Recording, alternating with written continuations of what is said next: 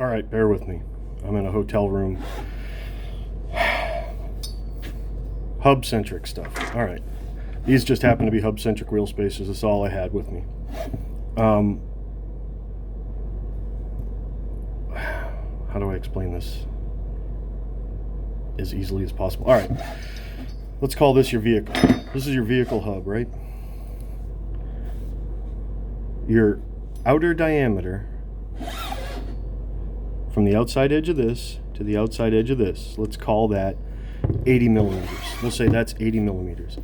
And your wheel over here, this is the back side of your wheel, your inner hub bore would have to be something greater, the diameter would have to be something greater than the outer diameter of this, so that when you put your wheel on, your wheel inner bore can slide over your hub lip outer bore. It has to. If it was 80 millimeters, if this is 80 millimeters and this is 80 millimeters, it would be a press fit.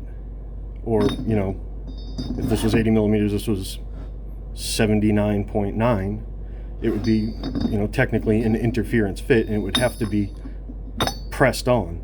And at that point, the lip of your wheel hub, the hub on your vehicle would be somewhat of a load-bearing hub.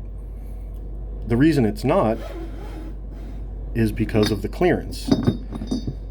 The larger inner diameter as compared to the smaller outer diameter of the lip allows for a clearance. Now if you look in here, if I can get this fucking thing to line up, the way this is sitting right now, there's a gap at the bottom.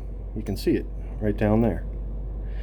It's touching at the top, which means that our wheel on our hub is sitting down, like it's the gravity's pulling it down, so that it's making contact on the top side of the hub bore and leaving a gap at the bottom.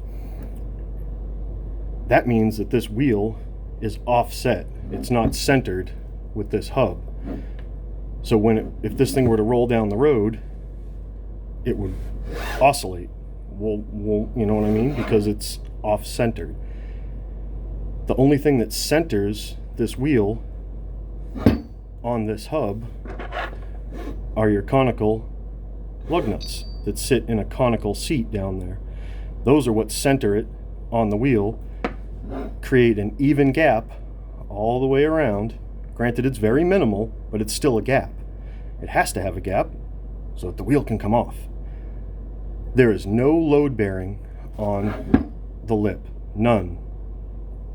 All of your load bearing is on your conical seat and the friction between the wheel and the hub.